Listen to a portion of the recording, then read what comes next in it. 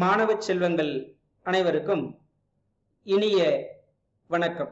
அன்பு மாணவர்களே, இன்றைய நம்முடைய வகுப்பில் நாம் பார்க்க இருக்கக்கூடிய பாடப்பகுதி பராபர கன்னி. பராபர கன்னியில் உள்ள பாடலில் 4வது கன்னியைத்தான் இன்றைய வகுப்பில் நாம் பார்க்க இருக்கின்றோம்.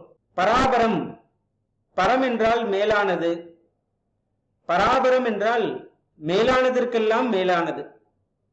கன்னி என்பது 2 அடிகளில் பாடக்கூடிய ஒரு பாடல் வகை. நாம் கடந்த வகுப்புகளில் பராபர கன்னியில் இருந்து 3 கன்னிகளை பார்த்திருக்கின்றோம். இன்றைக்கு 4வது கன்னியை பற்றி சிந்திக்க இருக்கின்றோம்.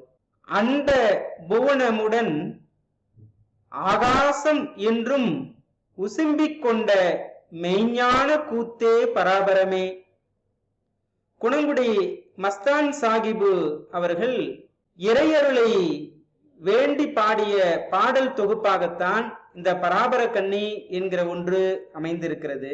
அதில் இறைவன் என்றால் யார், இறைநிலை என்பது எது என்பது பற்றிய ஒரு தெளிவையும் அவர் கொடுத்து செல்கிறார். அந்த வகையில் இந்த கன்னியை கவனியுங்கள். இறைவன் யார் சொல்லுகிறார். அண்டம் புவனம் உடன் ஆகாசம் என்றும், அண்ட புவனமுடன் ஆகாசம் என்றும் உசும்பிக் கொண்ட மெய்ஞான கூத்தே பராபரமே. இறைவா, இறைப்பொருளே, பரம்பொருளே, மெய்ப்பொருளே, உயர்பொருளே, உண்மை பொருளே, மேலான பொருளே, நீதான் உலகில் எல்லாமுமாக மலர்ந்திருக்கின்றாய். 5 பௌதீகங்களாகவும் ஓர் அறிவு முதல் 6 அறிவு வரையுள்ள உயிரினங்களாகவும் இறை பொருளே நீயே மலர்ந்திருக்கின்றாய். அண்டம் என்றால் பிரபஞ்சம், புவனம் என்றால் உலகம், ஆகாசம் என்றால் ஆகாயம், மெய்ஞானம், மெய் என்றால் உண்மை என்றும் பொருள், உண்மை அறிவு. இறைப்பொருளை நீதான் இந்த பிரபஞ்சத்தில் அந்த வெளியாக மலர்ந்திருக்கிறாய். அதில் நாம் வாழுகிற, மனிதர்கள் வாழுகிற பூமியாகவும் நீயே மலர்ந்திருக்கிறாய். பூமியிலிருந்து நாம் பார்க்கிற அண்ட வெளிதான் ஆகாசம்.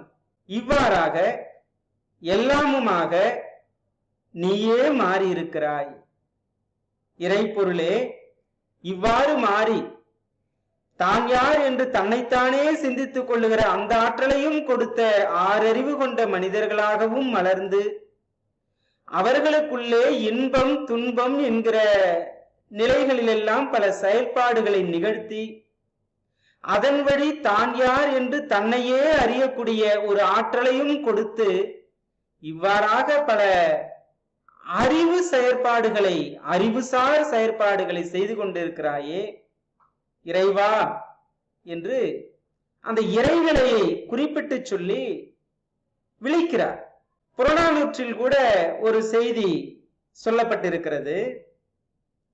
5 பௌதீகங்கள் பற்றிய செய்தி அது. மண் திணிந்த நிலனும், நிலன் ஏந்திய விசும்பும், விசும்பு தைவரு வலியும், வலி என்றால் காற்று, வலி தலையிய தீயும், தீ முரணிய நீரும் என்று ஆங்கு 5 பூதத்து இயற்கை போல. இந்த 5 பெரு பூதங்கள் தான் இயற்கையினுடைய மலர்ச்சியாக, வளர்ச்சியாக இருக்கின்றது. இதை தமிழ் இலக்கியங்களும் குறிப்பிடுகின்றன, சித்தர் பெருமக்களும் குறிப்பிட்டு சொல்லி இருக்கிறார்கள். அவ்வழியில் காலந்தோறும் மலர்ந்திருக்கிற தத்துவ ஞானிகளையும் அவற்றை குறிப்பிட்டு சொல்லி வளரும் தலைமுறையினருக்கு நல் வழியை காட்டியிருக்கின்றார்கள். அன்பு செல்வங்களே, நாம் சித்தர் பெருமக்களினுடைய இவ்வாறான செய்திகளின் வழி தெரிந்து கொள்வது யாது? முதலில் நாம் வாழுகிற இந்த பிரபஞ்சத்தினுடைய இயற்கை நிலையை, உண்மை நிலையை உணர்தல் வேண்டும்.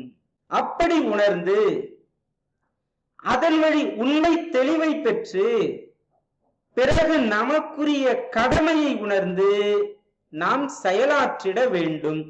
அச்செயல் வழி பிற மாந்தர்களுக்கும் முடிந்த அளவிற்கு உதவுதல் வேண்டும்.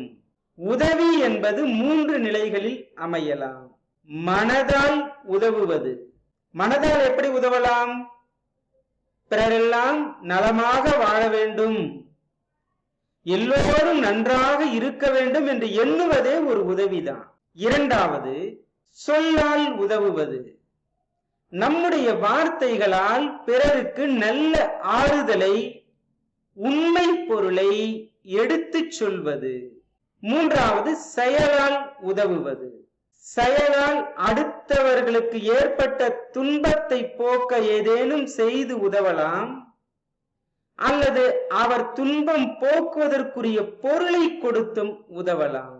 இவ்வாறாக தான் யார் என்கிற தெளிவை பெற்று தன்னுடைய நிலையை உணர்ந்து தம் கடமை உணர்ந்து அக்கடமையை செவ்வனே ஆற்றி அதன் வழி பிறருக்கும் உதவி செய்வதே நாம் சித்தர் பெருமான்கள் சொன்ன செய்திகளுக்கெல்லாம், அவர்கள் நமக்கு காட்டி இருக்கிற நல்வழிக்கெல்லாம் நாம் ஆற்றுகிற நன்றி கடன் இதுவாகத்தான் இருக்கும். ஆக இந்த பிரபஞ்சத்தில், இந்த பூமியில், நாம் வாழுகிற இந்த இடத்தில் நான் யார் என்கிற தெளிவை பெற்று அதை பின்னணியாக கொண்டு நாம் அடுத்து ஆற்ற இருக்கிற செயல்களை நோக்கி நாம் பயணம் செய்ய வேண்டும். இதை வலியுறுத்துவதற்காகத்தான் சித்தர் பெருமக்கள் எல்லாம் இறைநிலையை போற்றி போற்றி பல பாடல்களாக பாடி நமக்கு கொடுத்திருக்கின்றார்கள். இந்த பாடலின், இந்த கண்ணியின் பொருளை மீண்டும் கவனியுங்கள். பராபரக்கண்ணி 4. அண்ட புவனமுடன் ஆகாசம் என்று உசும்பிக் கொண்ட மெய்ஞான கூத்தே பராபரமே. இந்த அண்ட புவனங்களோடு சிதாகாய ரூபமாயும் நிறைந்திருக்கின்ற மெய்ஞான கூத்தனே, எனக்கு நீ அருள் புரிவாய் என்று அவரை போற்றுகிறார், புகழ்கிறார். சிதாகாய ரூபம் அப்படி என்றால் என்ன? சிலர் சொல்லுகிறார்கள், அது வார்த்தை, ஒளி. இந்த அண்ட புவனங்களில் நாம் பேசுகிற பேச்சாகவும் நாம் செய்கிற செயலாகவும் எல்லாமுமாக இருந்து அவரே செயல்படுத்துகிறார். நம் மனதின் வழி அவர் செயலாற்றுகிறார். இதைத்தான் திருநாவுக்கரசரும் ஒரு இடத்தில் சொல்லுவார், ஆட்டுவித்தால் யார் ஒருவர் ஆடாதாரே, அடக்குவித்தால் யார் ஒருவர் அடங்காதாரே, ஓட்டுவித்தால் யார் ஒருவர் ஓடாதாரே, ஒடுக்குவித்தால் யார் ஒருவர் ஒடுங்காதாரே. ஆக அன்பு நெஞ்சங்களே, மாணவ செல்வங்களே, நீங்கள் உங்களை பற்றி முதலில் தெரிந்து கொள்ளுங்கள், தெளிவடையுங்கள். உங்களின் நிறை என்ன, குறை என்ன என்பதை பகிர்ந்து பாருங்கள்.